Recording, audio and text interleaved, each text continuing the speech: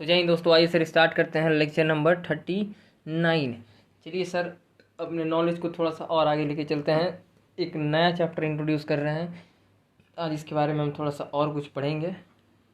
ठीक है सर, ये चैप्टर का नाम है, जो आज हम नया चैप्टर पढ़ रहे हैं, इसका नाम है इंश्योरेंस क्लेम।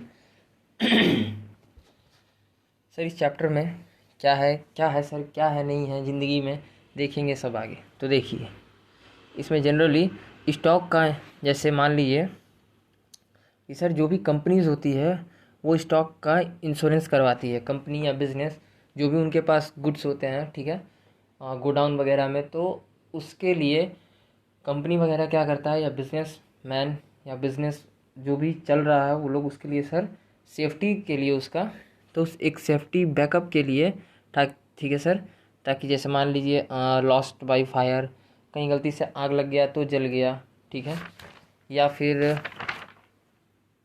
अर्थक्वेक, ठीक है, नेचुरल डिज़ास्टर वगैरह आ गया तो लॉस्ट हो गया गुड्स का, ठीक है।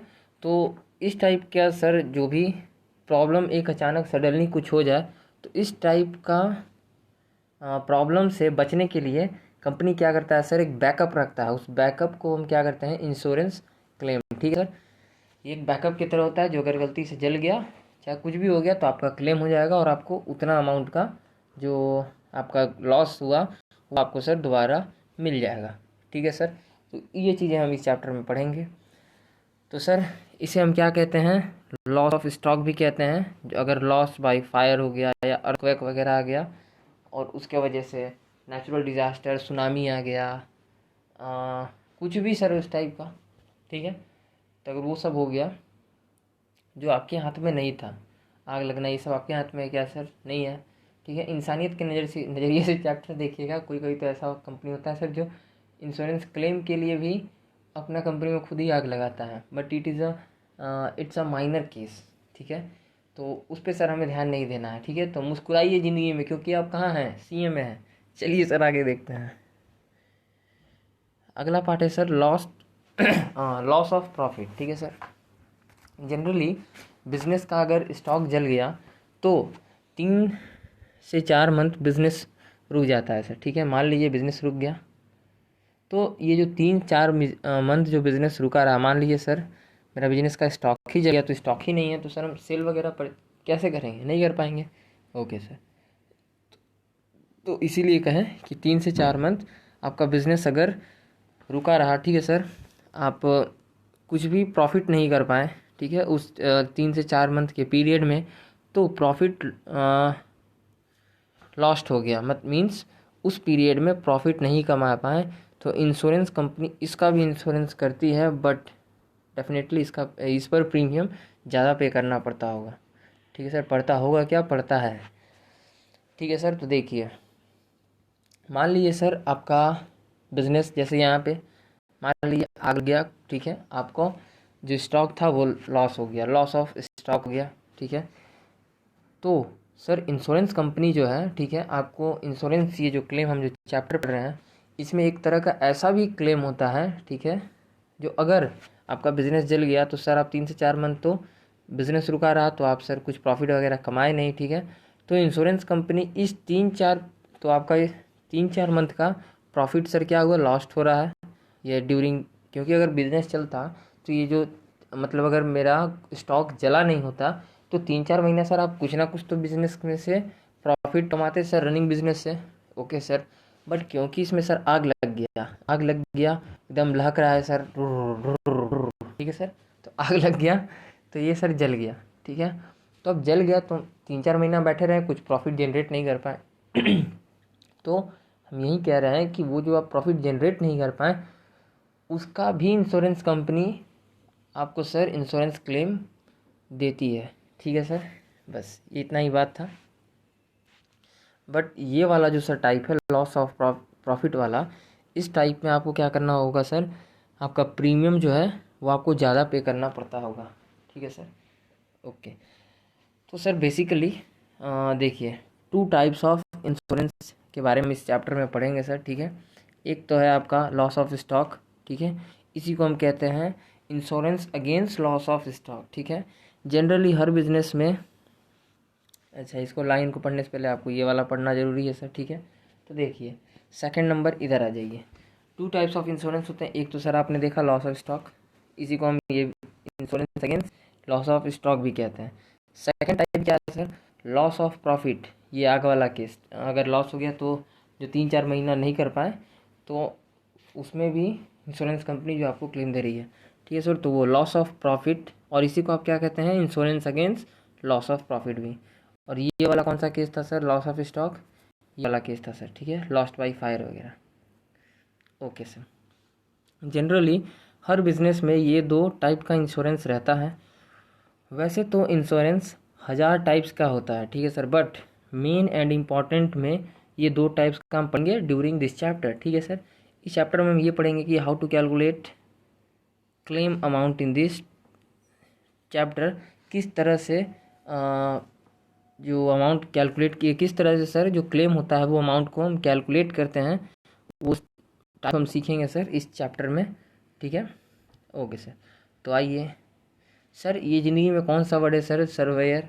सर्वेयर ये सर वो पर्सन होता है जो इंश्योरेंस कंपनी की तरफ से आकर चेक करता है कि एक्चुअल लॉस कितना हुआ, क्या पूरा, अगर पूरा का मतलब अगर पूरा का आपने सर इंश्योरेंस करा रखा था तो क्या पूरे का पूरा स्टॉक आपका जल चुका है, या फिर कुछ ही स्टॉक का आपने सर जो कितना, मतलब मान लीजिए कि सर आपने पूरा का करा रखा था तो कुछ ही पार्ट जला या कुछ पार्ट बच गया, तो जितना जला है उतना का ही ये सर आपको मिलना चाहिए, इंसानियत के नज़रिए से देखिएगा, ठीक है सर। तो ही आपको ये चैप्टर पहले तो कंसेप्ट जाएगा अंदर, ठीक है सर। क्योंकि सर जितना भी अकाउंटिंग है, चाहे लॉ, जो भी चीज़ है वो इंसानियत के नज़रिए से ही बनाया गया है। तो इन सारी चीज़ों को अच्छे से यूटिलाइज़ करने के लिए आपको पहले एक अच्छा इंसान अपने आप को सर बनाना ज़रूरी है, कोई ऑप्शन नहीं है उस, तभी आपको सर अच्छे से समझ में आ सकता है। ओके सर, ठीक है। तो देखिए, तो हमारी क्या बात चल रही थी सर कि वो पर्सन जो इंश्योरेंस कंपनी की तरफ से आकर चेक करता है कि एक्चुअल लॉस कितना हुआ, उस पर्सन को कहते हैं सर्वेयर, ठीक है। उसके हिसाब से कंपनी फिर डिसाइड करती है कि कितना एक्चुअल लॉस हुआ, ठीक है सर। जितना लॉस हुआ, आपका लॉस जितना जला, ठीक है, वो क्या होता है, एक कंपनी जो जो इंश्योरेंस कंपनी है वो सर एक आदमी को, इंसान को भेजेगी जो कि आपका कंपनी में अगर लॉस हो गया बाई फायर से या फिर लॉस बाई प्रॉफिट, तो वो क्या करेगा सर, एक वो नापेगा, ठीक सर। मतलब नापेगा क्या सर, मतलब वो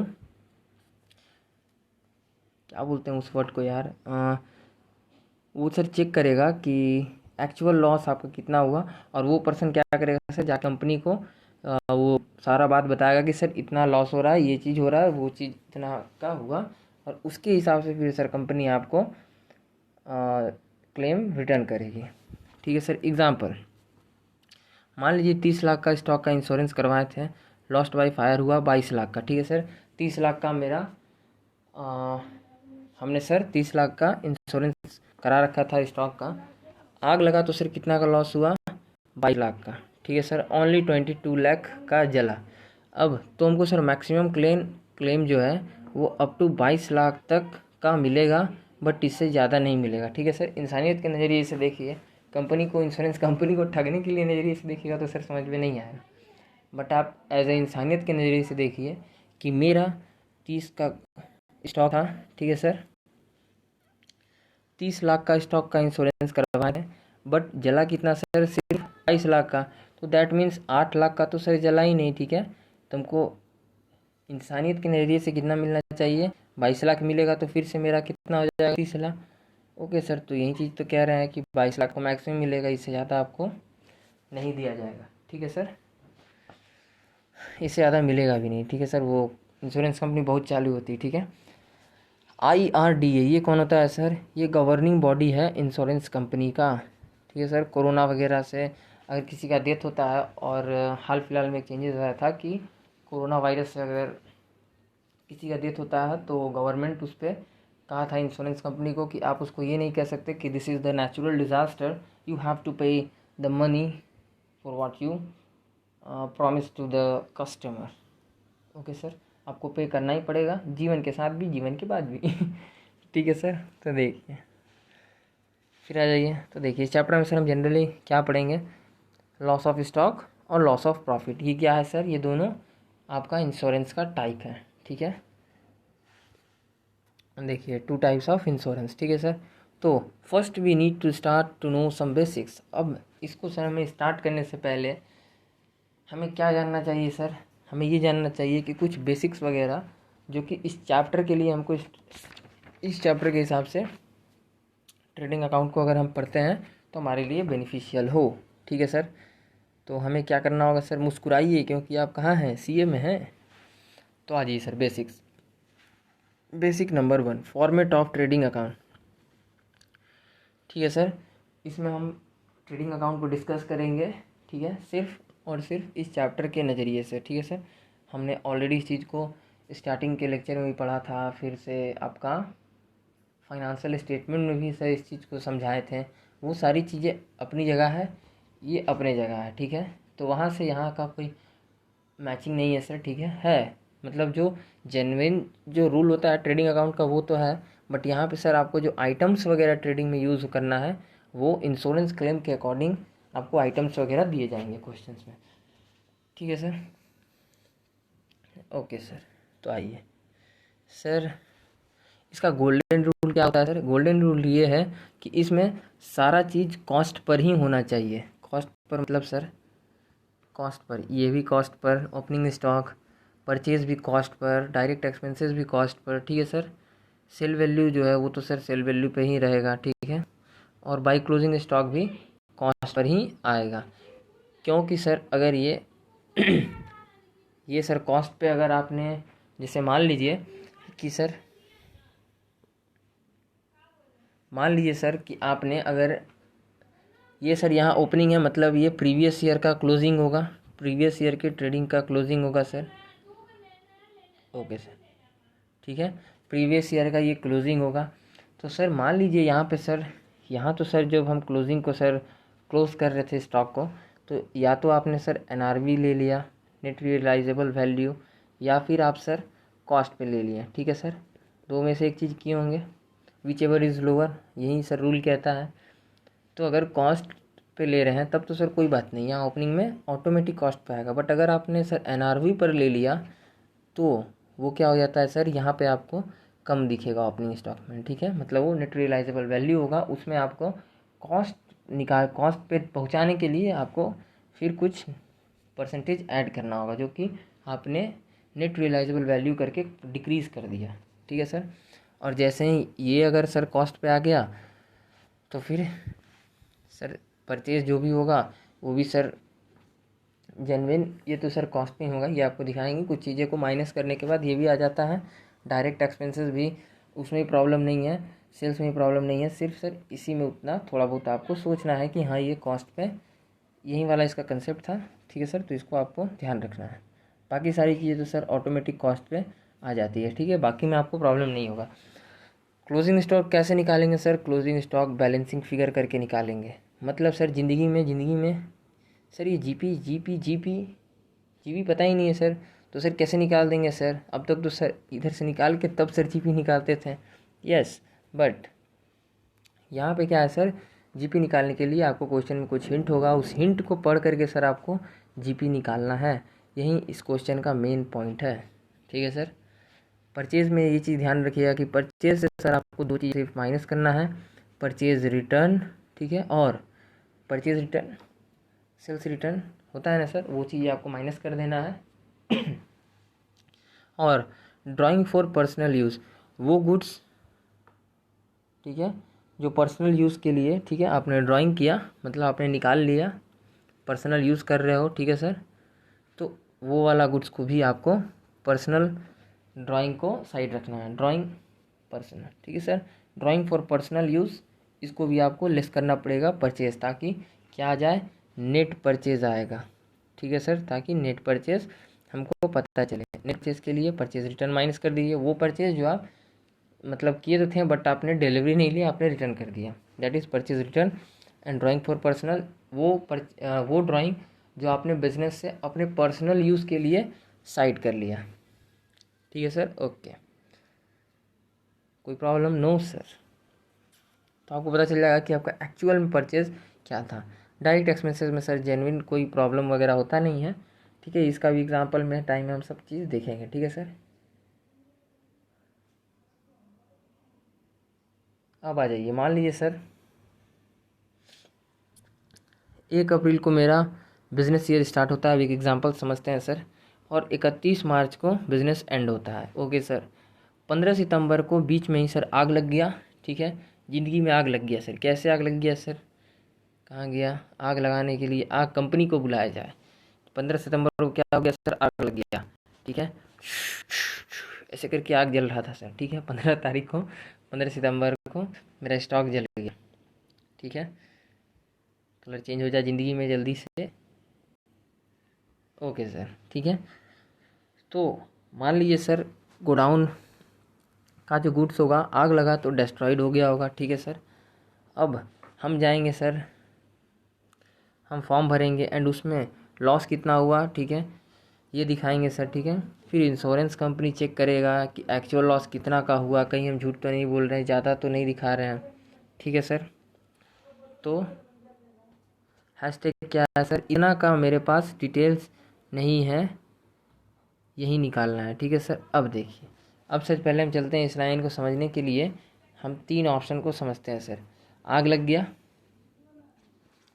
आग लग गया सर इस दौरान, तो सर यहाँ पर 3 केसेस हो सकता है इसके बाद। जब इंश्योरेंस कंपनी हमारे पास आएगी तो हम सर 3 तरह से रेडी रहेंगे, ठीक है। तो ऑप्शन 1 क्या होगा सर? या तो हम डेली रिकॉर्ड करते हैं अपना स्टॉक का क्लोजिंग बैलेंस एंट्री, ठीक है। तो मतलब हमको क्या चाहिए सर? इंश्योरेंस कंपनी को क्या चाहिए कि आग लगा 15 सितंबर को, तो 14 सितंबर को आपका क्लोजिंग स्टॉक कितना था, ठीक है। गोडाउन में 14 सितंबर को क्लोजिंग स्टॉक कितना था, यही इसी चीज़ से सर उसको मतलब है, ठीक है। अब आइए सर, अब पढ़ते हैं ऑप्शन 1, ठीक है।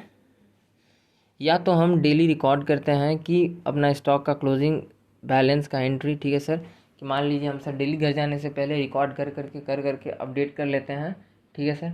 तो अपडेट होगा सर, ठीक है। तो दैट इज़ हमको 14 सितंबर का रिकॉर्ड मेंटेन। तो सर इस कंडीशन में जब आप डेली सर रिकॉर्ड करते हैं तो जाहिर सा बात है 15 सितंबर को आग लगा होगा, तो 14 सितंबर को घर आने से पहले हमने सारा स्टॉक का एंट्री किया ही होगा, ठीक है सर, रिकॉर्ड कर दिए होंगे। तो जाहिर सा बात है सर कि रिकॉर्ड मेंटेन होगा मेरे पास, ठीक है। अगर हम एक इस टाइप के इंसान हैं तो, ठीक है, ऑप्शन 1। ऑप्शन 2 क्या है सर? ये ऑप्शन 3 है, इसको बाद में पढ़ते हैं, पहले ऑप्शन 2। ओके सर, रिकॉर्ड तो था, ठीक है, मगर जल गया आग के दौरान। अब मुझे याद नहीं कि एक्चुअल स्टॉक कितना बचा था 14 सितंबर को, ठीक है सर। रिकॉर्ड तो था, मान लीजिए केस हुआ होगा कि सर जल्दी जल्दी में हमने क्या किया, देखिए 1 मिनट। ऑप्शन 1 में क्या हुआ सर? 15 तारीख को आग लगा तो जाहिर सी बात है 14 का रात में हम घर आ रहे होंगे, तो 14 का रात में सर हम रिकॉर्ड भी अपने साथ घर लेके आए और वो मेरे पास रह गया। तो एक तो ये कंडीशन। दूसरा कंडीशन क्या है सर कि रिकॉर्ड तो हमने मेंटेन किया था 14 सितंबर तक का, बट क्या हो गया ना सर कि रिकॉर्ड तो था बट जल गया। तो एक अंदाज़ा लगा, मान ली सर रिकॉर्ड था मेरे पास तो वो पूरा का पूरा जल गया। हम सर जल्दी जल्दी में आके घर के चक्कर में, मतलब घर आने के चक्कर में ठीक है सर, निकल गए और वहीं पे अपना जो रिकॉर्ड मेंटेन किए थे सर उस दिन वहीं पे छोड़ दिए और वहाँ वो आग लग गया और उस दिन पूरा का पूरा स्वाहा हो गया, ठीक है। अब इस कंडीशन में सर क्या होगा? सर मेरे को उतना अंदाज़ा नहीं है, ठीक है, दैट इज़ रिकॉर्ड था बट जल गया, तो अंदाज़ा तो सर लगा नहीं सकते हैं, बट लगभग हम ये एज्यूम कर सकते हैं कि 70 to 80% बता देंगे कि हाँ सर यहाँ से ऐसे हुआ था, वहाँ से वैसे हुआ था, इतना इतना था, ठीक है सर, ओके। थर्ड कंडीशन एक और होगा सर, ये बड़ा ही तगड़ा कंडीशन है और इसमें मैक्सिमम पॉपुलेशन इसके अंदर सर कवर होता है। देखिए, हो सकता है कि रिकॉर्ड ही प्रॉपरली नहीं किए हों, ठीक है, लास्ट जुलाई तक किए मान लीजिए, और फिर अगस्त सितंबर ऐसे ही चल रहा था कि भाई कर लेंगे यार कर लेंगे, तो सर रिकॉर्ड प्रॉपर तरीके से हमको पता ही नहीं है कि भाई एक्चुअल में रिकॉर्ड क्या है, ठीक है सर, तो भी हम क्या बोलेंगे, सर जल गया। ठीक है। तो इस टाइप की सर ऑप्शन है, बट सर ऑप्शन तो सही है, बट मुद्दा क्या है सर कि एक्चुअल में कितना का स्टॉक जला, ठीक है, दैट इज़ आग लगने से पहले, ठीक है, आग लगने से पहले कितना का स्टॉक जला ये जानना ज़रूरी है, बिकॉज इंश्योरेंस कंपनी आपको उतना पर ही क्लेम देगा जितना का आपका आग लगा सर। तो इतना का मेरे पास डिटेल्स नहीं है, ये हमको जानना है सर, क्योंकि क्लेम तो चाहिए सर, कैसे छोड़ दे सर, प्रीमियम भरे हैं सर, बहुत मेहनत से भरे हैं सर, तो क्लेम तो लेके रहेंगे सर ज़िंदगी में, ठीक है। तो इसीलिए सर हमको ये तो जानना है, ठीक है, तो यही हमको निकालना है, ठीक है।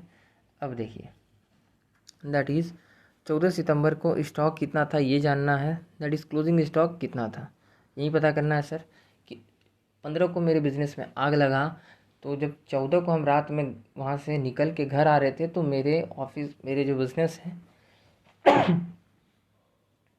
उसमें एक्चुअल का कितना का स्टॉक जला।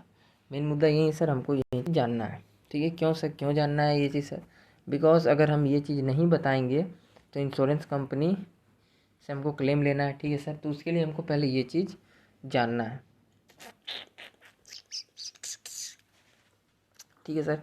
तो देखिए, ऑप्शन वन में तो कोई प्रॉब्लम ही नहीं है सर, ठीक है, आपको सारा चीज़ पता है, हम रिकॉर्ड जाके सबमिट करेंगे, अपना क्लेम लेंगे और रिटर्न घर आ जाएंगे।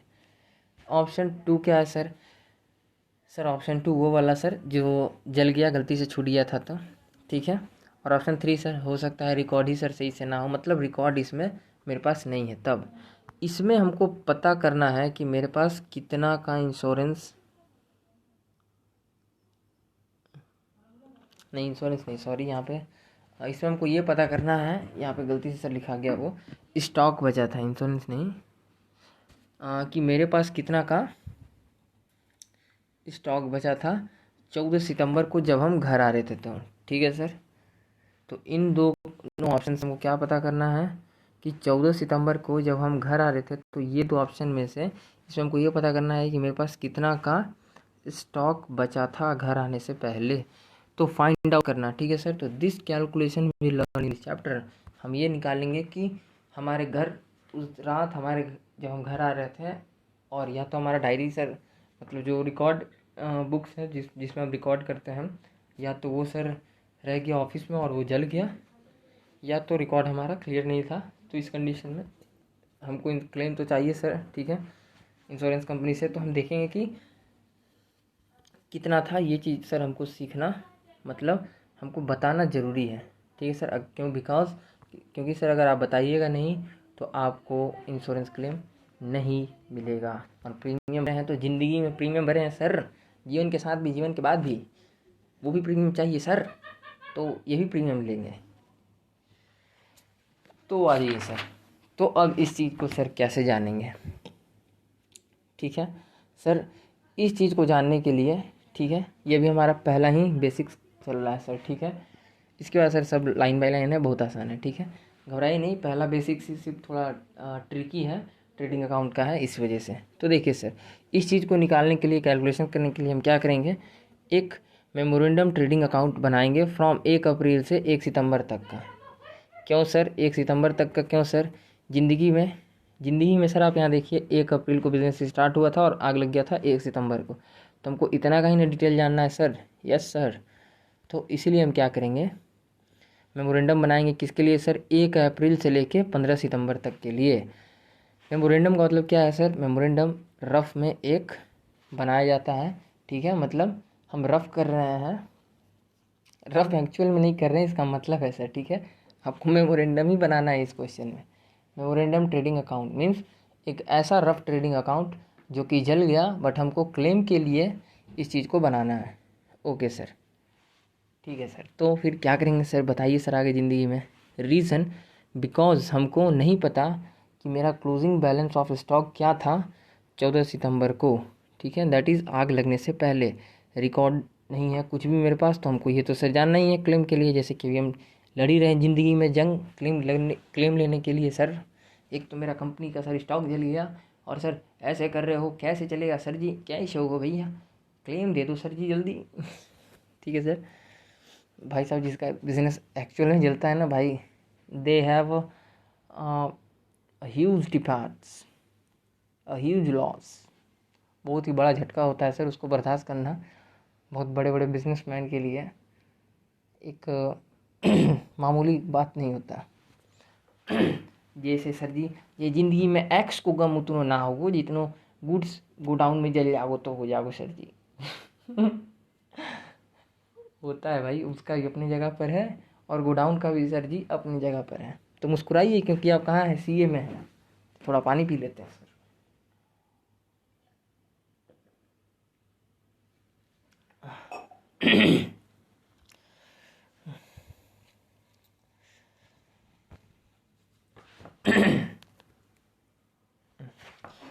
सॉरी।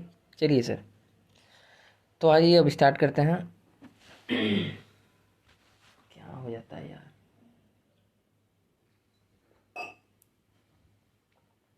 चिल्लाते चिल्लाते गला बैठ जा रहा है। तो देखिए 1 अप्रैल को सर ओपनिंग स्टॉक, ठीक है, ओपनिंग स्टॉक सर ये साल का जला है। मान लीजिए मेरे पास सर ओपनिंग स्टॉक क्या था इस साल का, ये तो सर जल गया, ओके मान लिए। बट प्रीवियस ईयर का तो होगा ही सर। इससे पहले जो आपका प्रीवियस ईयर वाला डिटेल है क्लोजिंग स्टॉक का, वो तो सर आपके पास होगा ही, कुछ तो अमाउंट होगा, ठीक है। तो वो तो आपके पास होगा ही, ठीक है। उस ईयर का क्लोजिंग बैलेंस ले लेंगे। प्रीवियस ईयर का क्लोजिंग ही तो CDBD होकर आता है सर यहाँ से, ठीक है। इस ईयर से यहाँ पर वो ब्रॉड डाउन था, यहाँ पर वो CD हो गया, ऐसे ही होता है सर। तो इस टाइप से हम लाएंगे, प्रीवियस ईयर से उठा करके ओपनिंग लेके आ गए, ओके सर। अब आ जाइए परचेज जानना है सर, परचेज नहीं पता, ठीक है। तो मान लीजिए आपको क्या है सर, जैसे मान लीजिए आप एक पढ़े लिखे सर इंसान है, आपके सामने कोई दगाबाजी कर रहा है। आप क्या कहेंगे सर, भाई हमसे ना खेलना ब्रो, बहुत ही महंगी पड़ेगी ब्रो, तू बोल तो सही भाई, अभी निकाल के दे देता हूँ भाई, ज़िंदगी में बहुत साधु संत बना हूँ। भाई इतने साल से तपस्या पे बैठे हैं, ठीक है सर। तो बता भाई तेरे सारे समस्या का हल है। तो क्या करिएगा सर, तपस्या कर रहे हैं तो सर अच्छे से करेंगे, यस सर। तो ओपनिंग स्टॉक तो सर उसको ऐसे निकाल के दे देंगे। फिर बोलेगा भाई परचेज़ का भी प्रॉब्लम है, तो हम क्या कहेंगे सर कि इसका भी उपाय है बच्चा। जिन जिन सप्लायर से गुड्स खरीदते हो उनसे फिर से रिसिप्ट ले लो या लिखवा लो, बिकॉज उनके पास तो रिकॉर्ड होगा ही सर। जैसे सर ज़िंदगी में 2 रिसिप्ट आपने देखा होगा हर जगह, ठीक है। तो एक तो सर जो भी आप सप्लायर होगा, ठीक है, क्रेडिटर जिनको मुझे पैसा देना है, जिसे सर आप सप्लाई देते हो, ठीक है। तो सप्लाई देते हो तो सर वो 2 हिसाब रखता होगा। एक तो सर आपको देता होगा कि भाई इतना रुपया, ठीक है, इतना रुपये का तुमको सर जी आपको गुड्स दे रहे हैं, स्टॉक दे रहे हैं। और आप क्या करते होंगे सर, और एक वो अपने पास रखता होगा। भाई मान लो जैसे मान लीजिए वो आया, तो एक तो सर वो अपने पास रिकॉर्ड करेगा कि हमने 100 रुपये का गुड्स आपको दिया, और एक स्लिप आपको दिया होगा कि आपके पास 100 रुपये का है। तो ये 100 रुपये वाला तो सर जल गया, बट ये तो उसके पास होगा, उसको कॉल करके पूछ लो सर, या फिर से लिखवा लो उससे, बात एक ही है, ठीक है। दैट इज़ 1 अप्रैल से 15 सितंबर तक का क्रेडिटर जिनको मुझे पैसा देना है, ठीक है सर, उन सबको जिस दिन आप सप्लायर लोग से गुड्स लेते हो फ़ोन करो और सर निकाल लो। टेक्नोलॉजी का ज़माना है सर, मुस्कुराइए क्योंकि आप सीए में हैं सर, ओके। डायरेक्ट एक्सपेंस कुछ हो तो वो लिख लेंगे। इसमें सर जनरली उतना एडिट मतलब क्या बोलते हैं, क्या नहीं है सर, इसमें जनरली उतना सारा एडजस्टमेंट नहीं है सर, ठीक है, ओके। फिर आ जाइए सेल्स के ऊपर, ठीक है। तो देखिए सेल्स क्या है सर, अब देखिए सर यहाँ पे बात हो रहा है नेट परचेज का, ठीक है। Purchase return and sales return already adjusted है, ठीक है। तो उस पर फिलहाल ना सोचें, फिलहाल आप ये सोचिए सर कॉन्सेप्ट के ऊपर, ठीक है। अब देखिए सेल्स जानना है सर, तो कैश सेल्स आपने जितना को किया है, जिनको जिनको हमने सर कैश में बेचा है तो सर वो तो आप कैश अकाउंट से निकाल लेंगे। ओके सर, एक तो प्रॉब्लम सॉल्व। ये भैया साधु बहुत खतरनाक साधु लग रही हो भैया, ये सारा उपाय रखो, हाँ पैसा रखो सारा उपाय मिल जाएगा। आप कहोगे सर जी उसका, तो बोलेगा सर थोड़ा सा और दिक्कत है भाई। भाई ये बता यार, सेल्स तो चलो ठीक है, जिसको पैसा में बेचें वो तो कैश अकाउंट से ले आए। बट यार कुछ कुछ को तो सर उधार में ही बेचे थे। तो आपने क्या है, आपको क्या आइडिया देना है, उधार में सेल किए तो डेटर को कॉल करके निकाल लो। कॉल करो उसको कि भाई उस डेट में देखो कितना डेटर कौन कौन था। कॉल करो जो तुम्हारा, जिसको तुम उधार में बेचते हो जेन्युइन, ठीक है। जनरली आप जिसको जिसको उधार पे बेचते हैं आप कॉल करिए। मतलब सर मेन मुद्दा ये है, आपको कैसे भी सेल्स को भी निकालना है, ठीक है। 1 अप्रैल से 15 सितंबर तक का सेल कितना किए ये पता करना है, ठीक है सर। डेटर्स जिनसे मुझे पैसा लेना है उनको कॉल करेंगे और पता कर लेंगे। एक चीज़ सर ध्यान रखिएगा, डेटर और क्रेडिटर वर्ड, ये सर ज़िंदगी में वर्ड बहुत बार आएगा अकाउंटेंसी में। इन दोनों वर्ड्स को मीनिंग अच्छे से समझ लीजिएगा। क्या होता है डेटर, डेटर उसको कहते हैं सर जिनसे मुझे पैसा लेना है, ठीक है। मतलब जो मेरे एहसान के तले दबा है। अगर ऐसे आपको समझ में नहीं आता तो दूसरे लेवल से समझिए। डेटर, आपके पास से पैसा गया डेटर को, इसको भी हटाओ, ये सर अच्छा लाइन नहीं है, मेरे वजह से दबा हुआ है, ये सब फालतू लाइन। ऐसे देखिए सर, मान लीजिए हम किसी से पैसा पाते हैं जिनसे मुझे पैसा लेना है, ठीक है। अपने लाइफ में सर कोई एक ऐसे इंसान को एज्यूम कर लीजिए, ठीक है। मान लीजिए कोई फ्रेंड को ही ले लीजिए, ठीक है सर। मान लीजिए किसी फ्रेंड को ले लीजिए, आपकी लाइफ में कोई तो फ्रेंड होगा, ठीक है सर। तो ले लीजिए फ्रेंड आशिक, ठीक है सर। मान लीजिए आशिक एक फ्रेंड है, तो जिनसे मुझे पैसा लेना है, मान लीजिए आशिक से मुझे 4,000 रुपये लेना है, तो 4,000 रुपये के लिए आशिक जो है वो मेरा क्या है सर, डेटर है, मेरा कर्जदार है, ठीक है सर। आशिक से हमको लेना है, मतलब आशिक मेरे लिए क्या है, डेटर। और क्रेडिटर जिनको मुझे पैसा देना है, मान लीजिए सर मिस्टर प्रोफेशनल, ठीक है, मिस्टर प्रोफेशनल है, ठीक है, मान लीजिए मेरा फ्रेंड। ओके सर, तो मान लीजिए मिस्टर प्रोफेशनल को हमको पैसा देना है। मिस्टर प्रोफेशनल, मान लीजिए मिस्टर प्रोफेशनल ने मुझे 4,000 रुपया दिया था, नहीं 4,000 नहीं, डाउट हो जाएगा, 8,000 ले लीजिए सर। 8,000 रुपये मुझे दिया था, ठीक है।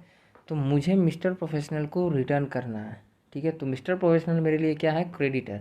क्यों सर, जिन्हें पैसा रिटर्न करना उसे क्या कहेंगे, क्रेडिटर। जिनसे पैसा लेना उसे क्या कहेंगे, डेटर। इतना ही कंसेप्ट है।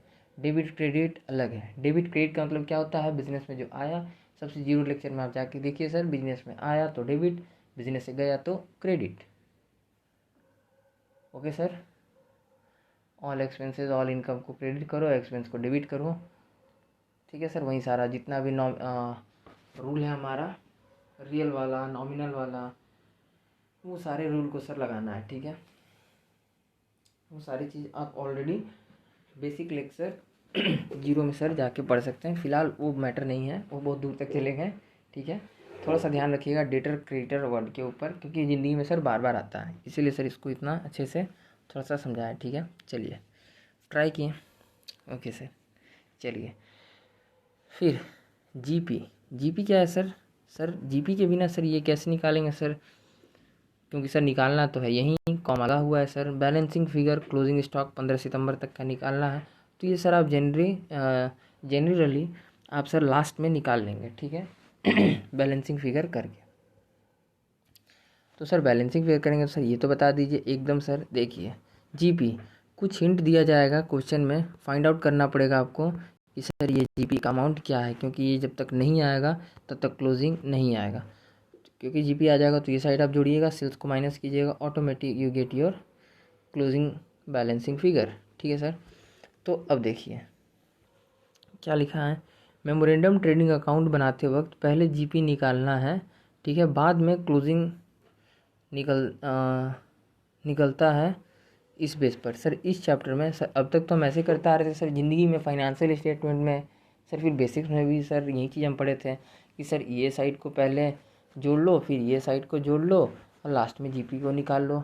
सर होता यही है, ठीक है। बट इस चैप्टर में क्या है, आपको ये दिया रहेगा तो थोड़ा दिमाग लगाइए।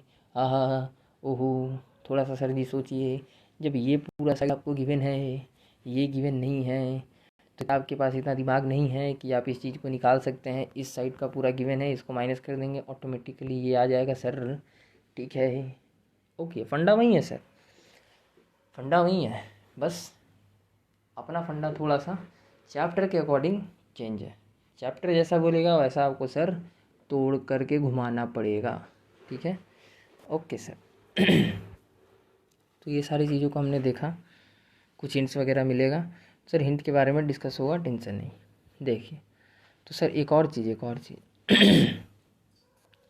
क्वेश्चन में सर आपको परचेज से रिगार्डिंग इतना परेशान नहीं किया जाएगा, डायरेक्ट एक्सपेंस से इतना परेशान आईसीआई नहीं करेगा, सेल्स से भी नहीं करेगा, ओपनिंग से वहीं सर जो थोड़ा सा हमने बताया, कभी 90% पे दिखेगा, कभी वो आपने एनआरवी पे ले लिया तो वो चीज़ें सर, ठीक है। तो जो एनआरवी पे ले लिया था यहाँ पर क्लोजिंग स्टॉक को, नेट रियलाइजेबल वैल्यू, तो ये कम दिख रहा है तो इसको आपको कॉस्ट पे रखना होगा ताकि ये भी कॉस्ट पर आए, क्योंकि सर कॉस्ट पे आना ज़रूरी है। इंश्योरेंस कंपनी आपको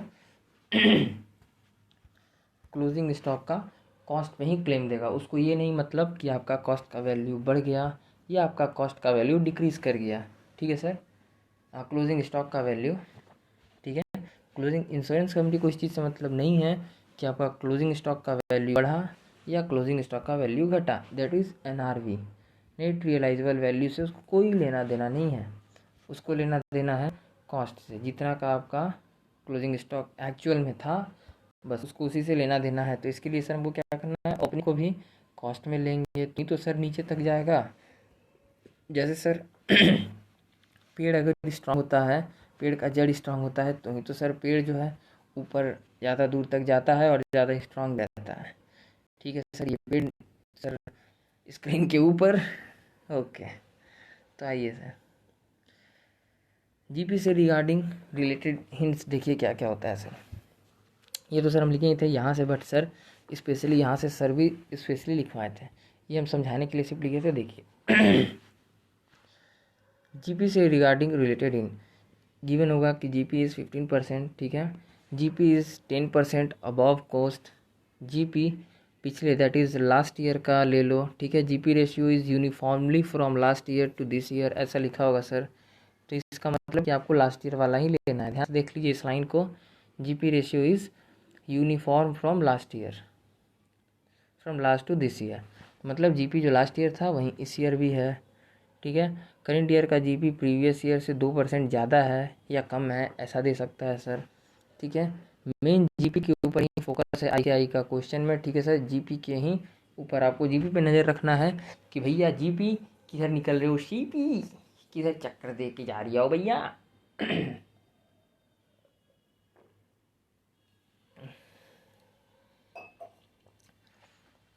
तो इस तरह सर आपको जीपी के ऊपर नज़र गड़ा के रखना है।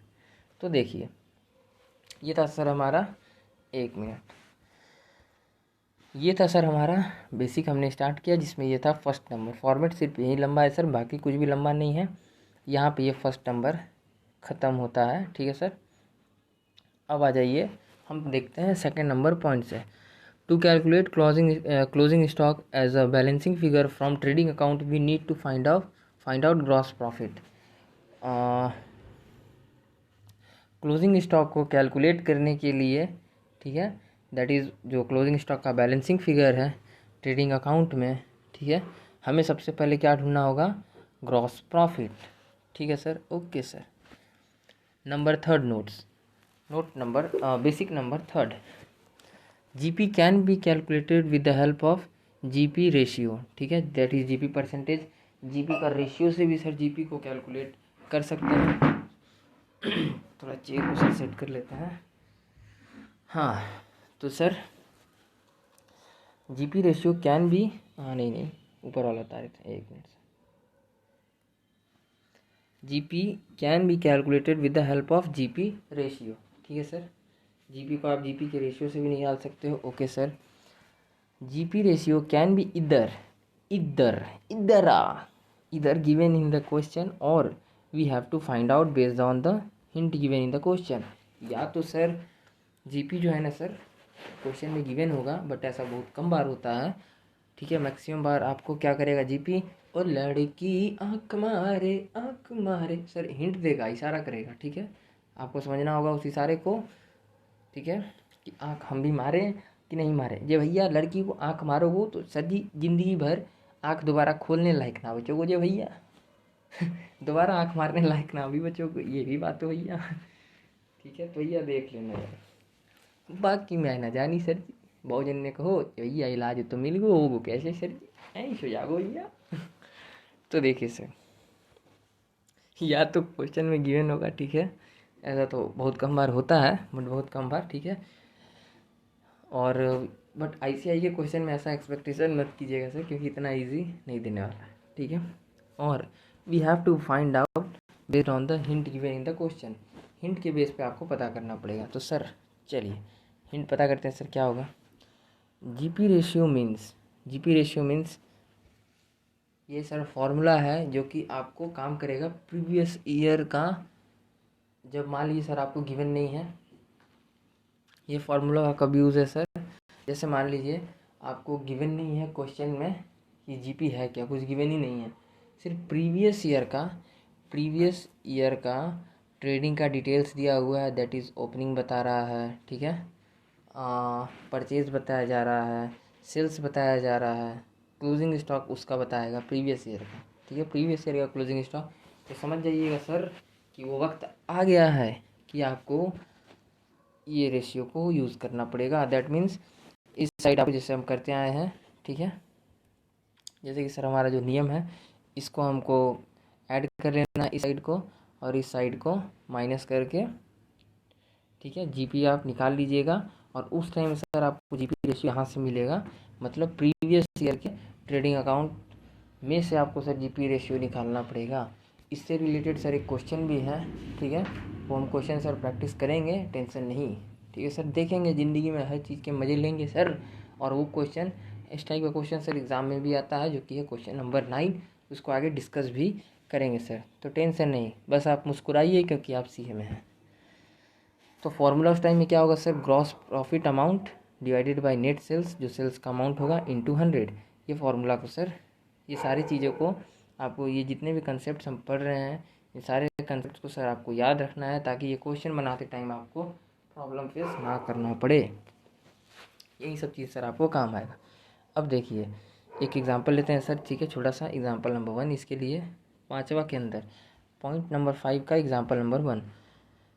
मान लीजिए GP percentage is always based, हाँ सर ये आपका फॉर्मूला है, ठीक है, ये आपका फॉर्मूला है। इस फॉर्मूले से आपको क्या दिख रहा है सर, क्या आप सोच सकते हैं, हम ये सोच सकते हैं कि देयरफॉर, हम ये कह सकते हैं कि यस देयरफॉर जीपी निकालने के लिए हमको नेट सेल चाहिए। That means GP ratio percentage, that is percentage बोलिए या रेशियो बोलिए, both are the same things, ठीक है सर। तो जीपी रेशियो यार ऊपर होगा 2/3, तो यार कैलकुलेट नहीं कर सकते हैं, वो नॉर्मल चीज़ है, ठीक है, उस पर उतना ध्यान ना दीजिए। देखिए इस फार्मूला को देख के हम क्या कह सकते हैं कि GP percentage is always based on sales value. Sales का वैल्यू ही डिसाइड करता है कि जीपी का परसेंटेज क्या होगा। am I right sir? Yes sir, okay sir, ठीक है। चलिए तो मुस्कुराइए क्योंकि आप सीए में हैं। तो चलिए एक छोटा सा क्वेश्चन भी था कि जीपी रेशियो 22%, ठीक है, दैट इज़ ये 22% किसका सर, ये क्वेश्चन था सर दिल में इस बात को देख के, 20% किसका सर, अगर ऐसे लिख दे जीपी 20%, सिर्फ क्वेश्चन में ये लिखा हुआ आ जाए, क्या करेंगे सर, जब भैया बहुजन ने खोज ये करूँगा सर जी कि दैट इज़ 22% किसका, तो ये 22% है सेल्स का, ठीक है, because GP is always based on sale values, इसीलिए 20% किसका है, सेल का 20% आप निकाल लीजिए, दैट इज़ सेल का वो 22% पार्ट जीपी है, ठीक है, दैट इज़ ग्रॉस प्रॉफिट है। और जो बच गया वहाँ वो क्या है सर, सीओजीएस। ये भी चीज़ हमने कहाँ डिस्कस किया सर, लेक्चर नंबर 2 में, और अच्छे से डिस्कस किया था सर। यस सर,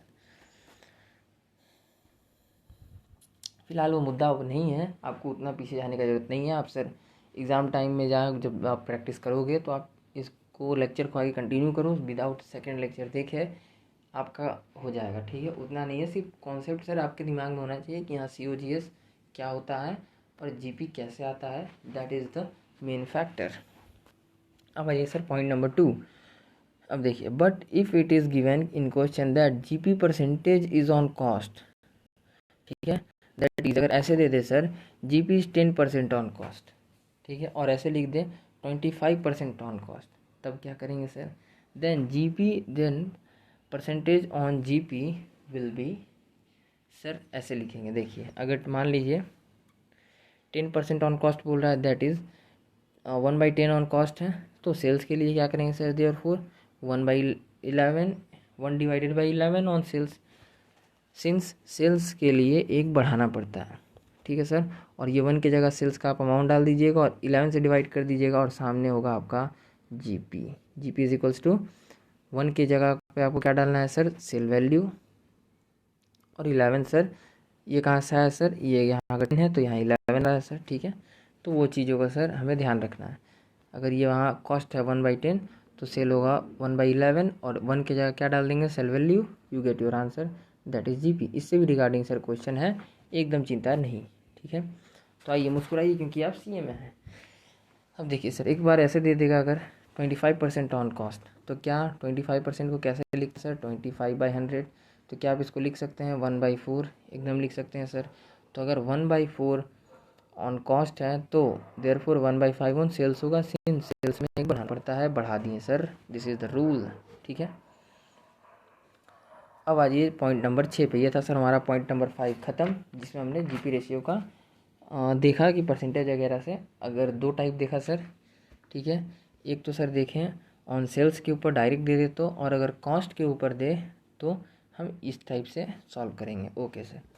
अब आ जाइए पॉइंट नंबर 6 पे।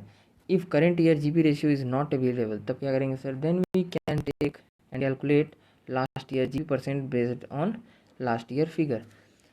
सर जो अभी हम सर डिस्कस कर रहे थे कि लास्ट ईयर का फिगर को यूज़ करके सर हम निकाल लेंगे, ठीक है, GP। जैसे क्वेश्चन नंबर 9 में सर जो चीज़ देगा आपको, ठीक है, तो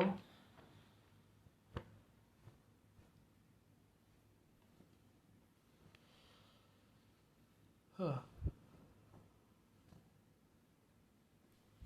एक मिनट सर,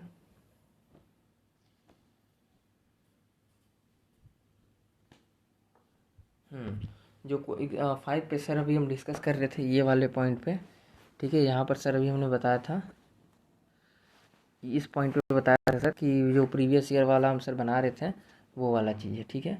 तो मतलब प्रीवियस ईयर का अगर if current year GP ratio given नहीं हुआ क्वेश्चन में, देन वी कैन, हमको ये जरूर दिया होगा पिछले ईयर का क्लोजिंग स्टॉक, पिछले ईयर का सेल्स, ठीक है, प्रीवियस ईयर का, फिर प्रीवियस ईयर का ओपनिंग, प्रीवियस ईयर का परचेज, और हमको यहाँ पे सर GP हम मेरा तो निकल जाएगा इस तरह, ओके सर। फिर सेल्स वाले, सेल्स को यूज़ करके हम GP रेशियो निकाल लेंगे, और and then we can take calculate year GP percentage based on last year figure, ठीक है सर। और यहाँ से आपको मिल जाएगा आपका GP रेशियो, और आप सर इसको यूज़ कर सकते हैं। इससे भी रिगार्डिंग एग्जांपल है सर, एकदम बेफिक्र होकर आगे जाइए, मुस्कुराइए क्योंकि आप CA में हैं। तो आइए सर, हैशटैग इफ करंट से रिगार्डिंग कोई इन्फॉर्मेशन ना हो, ठीक है, अगर करंट में GP से रिगार्डिंग कोई भी इन्फॉर्मेशन ना हो तो GP को लिखा ही हुआ आगे, एक minute sorry. If current year से रिगार्डिंग कोई इन्फॉर्मेशन ना हो GP को लेकर, तो प्रीवियस ईयर वाले को यूज़ कर सकते हैं सर। यही चीज़ कहा जा रहा है कि प्रीवियस ईयर वाले को यूज़ कर लीजिए, ओके सर। अब आ जाइए 7th नंबर। ये सर एक गोल्डन रूल है, इसको आप ध्यान रखिएगा कि इन this chapter while preparing trading account in the year of fire, ठीक है, जो साल फायर लगा, जिस साल आग लगा, always eliminate the effect of abnormal items, हमेशा एबनॉर्मल आइटम्स का इफेक्ट को सर क्या करना है, एलिमिनेट करना है, मतलब माइनस करना है। आपको ट्रेडिंग अकाउंट के अंदर यहाँ पर एबनॉर्मल आइटम को नहीं लाना है, इसको दूर रखना है। जब भैया भोजन ने कहा सर जी इलाज तुझे मिल गो, इसको दूर रखो, ठीक है, बाकी सारा ठीक हो जाएगा ठीक है सर, ओके। जैसे सर डॉक्टर क्या कहता है शुगर पेशेंट को कि आप चाय मत पीजिए, बाकी सब ठीक हो जाएगा। तो उसी तरह सर इस चैप्टर में जब आप ट्रेडिंग अकाउंट बनाएंगे तो एबनॉर्मल आइटम्स को जैसे चाय की तरह दूर रखा कीजिए, बिकॉज शुगर पेशेंट को प्रॉब्लम हो जाएगा। ठीक है सर, तो यही बात है यहाँ पर। ओके सर, मजाक में सर समझा रहे हैं सिर्फ, ऑल दो मत लीजिएगा। ओके सर, सिर्फ समझाने के लिए। ओके सर, तो ये तो बात था यहाँ पर। ठीक है, in this chapter while preparing, एक बार और पढ़ते हैं। Preparing trading account in the year of fire, always eliminate the effect of abnormal items from opening stock, purchase, sales and closing. जो भी जितना भी आइटम है सर, ठीक है, जितना भी हेड से, उस सारे हेड से आपको दूर रखना है। परचेज में हो तो उसमें भी ओपनिंग हो, या फिर ओपनिंग स्टॉक हो, या परचेज हो, या सेल्स हो, या क्लोजिंग स्टॉक हो, इसमें अगर एबनॉर्मल आइटम इंक्लूड है तो उसको आपको माइनस करके सर हटा देना है। ठीक है,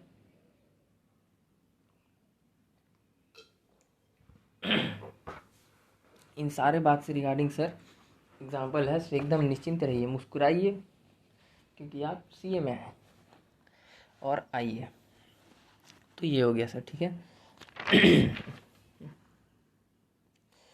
अब हम देखते हैं सर, जैसे देखिए abnormal item like damaged goods का इफेक्ट को यूज़ नहीं करना है। कुछ अगर गुड्स सर डैमेज हो गया तो उसको क्या करना है सर, माइनस करके आपको एक्चुअल बना के तब यूज़ करना है। ओके सर, ये भी हम एग्जांपल में देखेंगे। ठीक है, अब आइए पॉइंट नंबर 8 पर। इफ़ आपने फाइनेंशियल स्टेटमेंट दैट इज़ अपने बुक में एनआरवी पर, जो कि हम सर आपको स्टार्टिंग में ही समझा रहे थे, वही पॉइंट है। आपने अगर एनआरवी पर या कॉस्ट पर, ठीक है सर, या एनआरवी पर या cost per, which ever is lower, ठीक है, आपने सर यही किया होगा। ठीक है, तो इफ़ आपने फाइनेंशियल स्टेटमेंट दैट इज़ अपने बुक में एनआरवी पर या cost per, which ever is lower पर, ठीक है, रिकॉर्ड किया हो तो कोई बात नहीं। ठीक है, बट सर, बट इंश्योरेंस के टाइम में स्टॉक को रिकॉर्ड करना पड़ेगा आपको कॉस्ट अमाउंट पर ही, बिकॉज इंश्योरेंस कंपनी को किससे मतलब है सर, कॉस्ट से ही, क्योंकि वो आपके कॉस्ट पर ही आपको सर क्या करेगा, क्लेम आपका देगा। तो आइए सर इस पॉइंट को पढ़ते भी हैं और आगे समझते भी हैं। If stock is earlier revalued, अगर आपने पिछले ईयर में ही वही चीज़ बोल रहे हैं सर, प्रीवियस ईयर में ही, यहाँ पर क्लोजिंग स्टॉक ओहो प्रीवियस ईयर, ठीक है, चल रहा है, ओके, पेन वैन चल रहा है। अब देखिए सर, मान लीजिए if stock is earlier revalued measured eight other than cost, ठीक है, यहाँ पर सर आपने क्या किया, एनआरवी ले लिया, ठीक है, major then other than cost. अगर आप कॉस्ट में लेते हो तो कोई बात नहीं, कॉस्ट में लिए हैं वहाँ पर, यहाँ पर, तो कोई बात नहीं, तब तो सही है। बट इसके अलावा आप कुछ भी ले लिए, अगर एनआरवी ले लिए या अगर आप और कुछ कर दिए, ठीक है, that other than cost, if stock is earlier revalued और measured at other than cost, then while preparing trading account of current year, ठीक है, current year always show the stock at cost only. आपको क्या करना होगा sir, वो जो NRV आपने प्रीवियस ईयर में लिया था उसको आपको पहले कॉस्ट में, यहाँ पर जो ओपनिंग है इस साल का दैट इज़ करेंट ईयर का, यहाँ पे आपको उसको पहले कॉस्ट में कन्वर्ट करना पड़ेगा। ठीक है सर, देखिए आगे ये चीज़ है सर, ठीक है, कॉस्ट अमाउंट पर ही। बट इंश्योरेंस कंपनी के टाइम में आपको स्टॉक को रिकॉर्ड करना पड़ेगा कॉस्ट अमाउंट पर ही।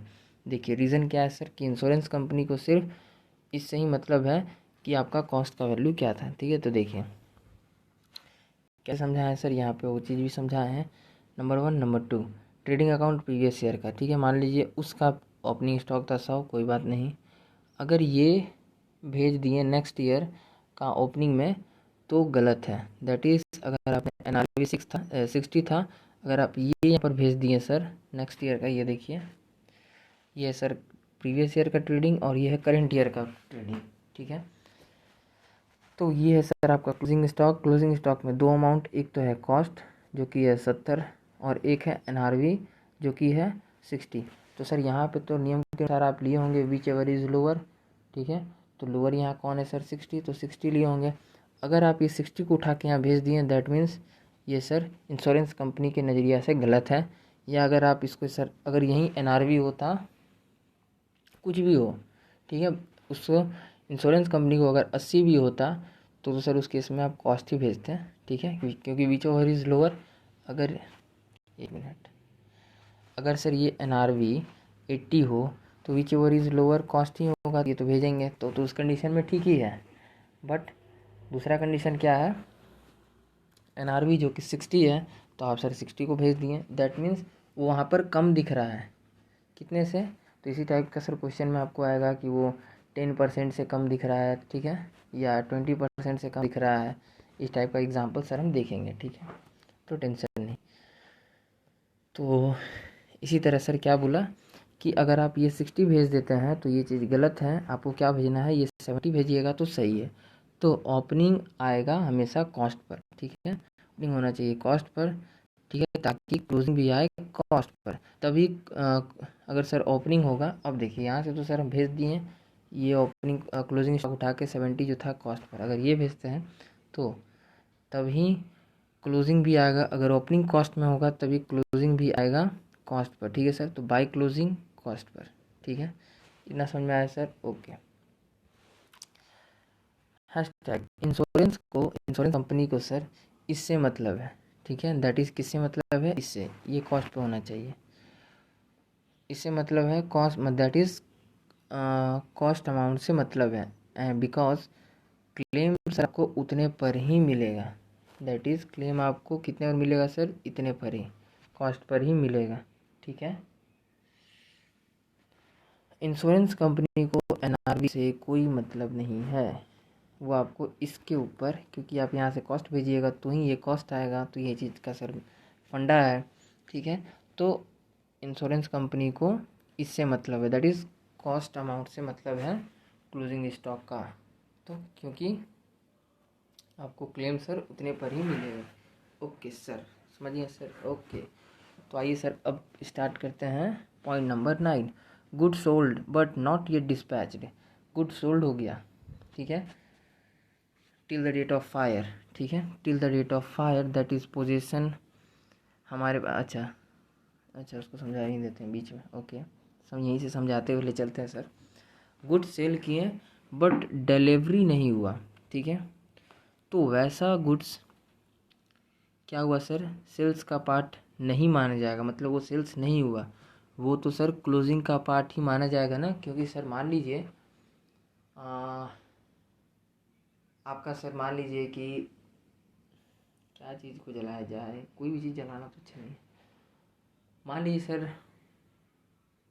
जला ही देते हैं, चलो मान लीजिए सर मेरे पास 100 फर्नीचर था, ठीक है, ठीक है, 100 फर्नीचर था, ठीक है, हमने इसमें से सर 5 सेल कर दिया।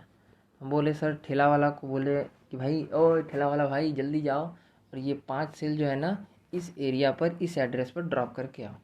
बट उस दिन वो ठेला वाला का सर तबीयत ख़राब हो गया, तो हमने बोला कि ठीक है भाई तुम आज अपने फैमिली को देखो, कोई बात नहीं, यू गो एंड जाइंग एंड अपने फैमिली को देखेंगे, अपने फैमिली को संभालेंगे, ठीक है सर, मतलब you go and take care of your family, ठीक है, ये सब काम आती जाती रहेंगी, कल डिलीवरी कर देना, ओके जाओ। तो सर हमने उसको भेज दिया, वही बंदा भाई खुश हो गया कि अरे भाई साहब क्या बॉस है यार।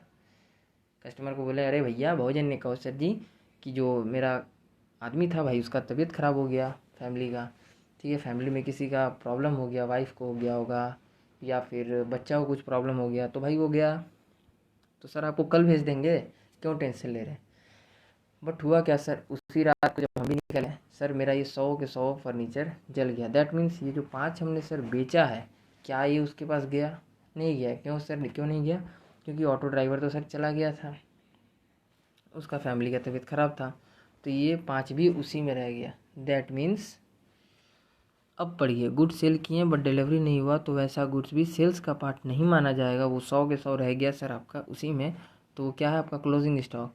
दैट इज़ जो क्लोजिंग स्टॉक 95 दिख रहा है और 5 सेल दिख रहा है, ये 5 तो सेल हुआ ही नहीं क्योंकि डिलीवरी नहीं हुआ, तो ये 5 क्या होगा सर, ये भी 5 क्लोजिंग स्टॉक का ही पार्ट होगा। दैट इज़ ये भी 100 का ही पार्ट होगा। ओके सर, वही चीज़ आगे भी लिखा है कि दैट इज़ पोजीशन, पोजीशन का मतलब मेरे पास ही है, पोजीशन हमारे पास ही है, मतलब जो गुड्स है उसको कहते हैं सर कि गुड्स हमारे पास ही है।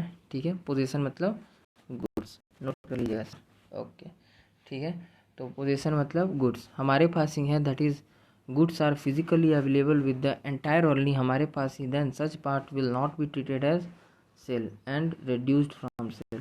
तो ऐसी चीज़ को सर आपको क्या करना होगा, सेल में से रिड्यूस करना होगा।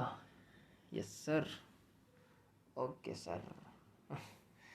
ठीक है, तो ऐसे चीज़ को सर आपको माइनस करना पड़ेगा सेल में से। ठीक है, क्योंकि आप सेल दिखा रहे हैं 95, ठीक है, जिसमें आप ये दिखा रहे हैं सर कि आपका 5 सेल हो चुका, बट ये क्या हुआ एक्चुअल में, सेल हुआ क्या नहीं हुआ ना। तो सर इसको यहाँ से, क्योंकि ये कहाँ रह गया, ये सर जो क्लोजिंग स्टॉक था वहीं रह गया, तो इसलिए ये जैसे 1 मिनट 95 भी आपके पास बचा, मान लीजिए सर आपके पास पहले 100 फर्नीचर था, ठीक है, 5 आपने सर जी जब भावजन ने कहो सेल दिखा रहे हो, ठीक है, मतलब सेल कर दिए, ठीक है, सेल कर दिए। 100 मेरे पास था सर, ठीक है, और आप सेल में कह रहे हो कि हमने 5 सेल कर दिया, ठीक है, और क्लोजिंग स्टॉक में कितना था सर, 100 था, तो क्लोजिंग स्टॉक में 100 माइनस 5 यही होगा सर सेल किए तो, ठीक है, तो क्लोजिंग स्टॉक में कितना दिख रहा होगा सर 95। तो ये पॉइंट क्या कहता है कि सेल भाई किए, ठीक है, बट ये तो आपने लिया नहीं, तो ये सेल में से आपको ये माइनस करना होगा। दैट इज़ ये 5 कहाँ है, ये 5 तो अभी भी क्लोजिंग स्टॉक में पड़ा था, दैट इज़ ये तो 100 का 100 ही था आग लगने से पहले, और ये सेल को इसीलिए माइनस करो और सेल को सर 0 करो। ठीक है, ये इसका फंडा है, समझ गए होंगे सर। ओके, आइए point number 10, goods purchase but not delivered yet, not yet received.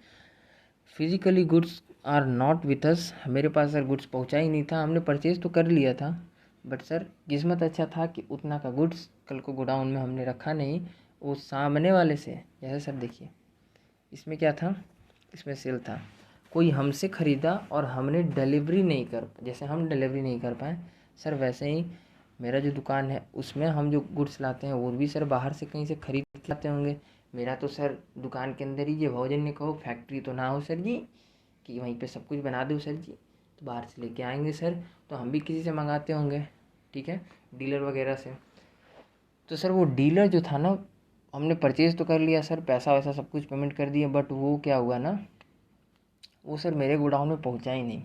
तो क्या वो जला नहीं सर, जला तो नहीं, वो तो मान लो कल को सर, अब वो जो डीलर था, डीलर का ही सर वाइफ का तबीयत ख़राब हो गई, अल्ले भैया भोजन में कोई इलाज तो मिल गो जी, जागो कैसे डिलीवर जो डीलर था वो सर अब क्या किया, डिलीवरी करवा ही नहीं पाया क्योंकि डीलर ही नहीं है, तो भाई वो सीधे बोल दिया, हम फ़ोन किए तो कि सर जो मेरी वाइफ है उसका तबीयत ख़राब है, तो सर हम कल आपको भिजवा देंगे। ठीक है सर, कल बात करते हैं, okay, have a good day. हम भी बोल रहे हैं भाई ओके टेक केयर, हम भी बोल के सर रख दिए फ़ोन। तो ये गुड्स तो भैया पहुँचो ही ना, तो ऐसे गुड्स फिज़िकली तो सर हमारे पास है ही नहीं, ठीक है, then this purchase shall be eliminated from total purchase. तो इस टाइप का जो परचेज होगा उसको कि सर हम क्या करेंगे, माइनस करेंगे टोटल परचेज में से, बिकॉज फिजिकली गुड्स डिलीवर नहीं हुआ, तो मेरे पास तो ये सर, मेरे पास तो ये था ही नहीं, ठीक है, तो ये परचेज का पार्ट नहीं मानेंगे। ओके सर, ठीक है। अब देखिए 9 और 10 से रिगार्डिंग पॉइंट 9 में सेल्स था, मान लीजिए अगर आपका 30 लाख, ठीक है, तो गुड्स नॉट येट डिलीवर्ड, तो एक्चुअल में ये गुड्स भी जल गया होगा, देखिए क्लोजिंग में ही रह गया होगा क्योंकि इससे डिलीवर ही नहीं हुआ, ठीक है, और तो इस वजह से क्योंकि डिलीवर नहीं हुआ तो गुड्स नॉट डिलीवर्ड, तो यहाँ से 5 लाख माइनस करके कहाँ ऐड हो जाएगा सर, क्लोजिंग में, और एक्चुअल सेल कितना का होता हुआ दिखेगा, 25 लाख का हुआ होगा। यही बात है सर। ओके सर, यही हम भी पीछे ट्राई कर रहे थे समझाने का, ठीक है सर। तो ये चीज़ ऑलरेडी लिखा हुआ, ठीक है सर, मेरे ध्यान में से थोड़ा उतर गया कि आगे हमने लिखा है, ठीक है। बट सर बहुत दिन बाद आदमी नोट्स उठाता है तो सर याद नहीं रहता है। ओके, तो आइए फिर सर ये हम पढ़ रहे हैं पॉइंट नंबर 10। मान लीजिए सर यहाँ पे हमने मेरा परचेज़ था मेरा परचेज़ है 80 लाख का, ठीक है सर। 80 लाख का मेरा परचेज़ में अमाउंट दिख रहा है, ठीक है। बट इसमें से 15 लाख का ऐसा परचेज़ है जो कि goods physically not with us, that is not delivered up to आग से पहले, ठीक है। आग से पहले तक ये वाला कंडीशन मेरे पास वो गुड्स पहुँचा ही नहीं। 15 लाख का डीलर का ही तबीयत ख़राब हो गई भैया, वो जन को डीलर को तबीयत ख़राब हो गई, ठीक है।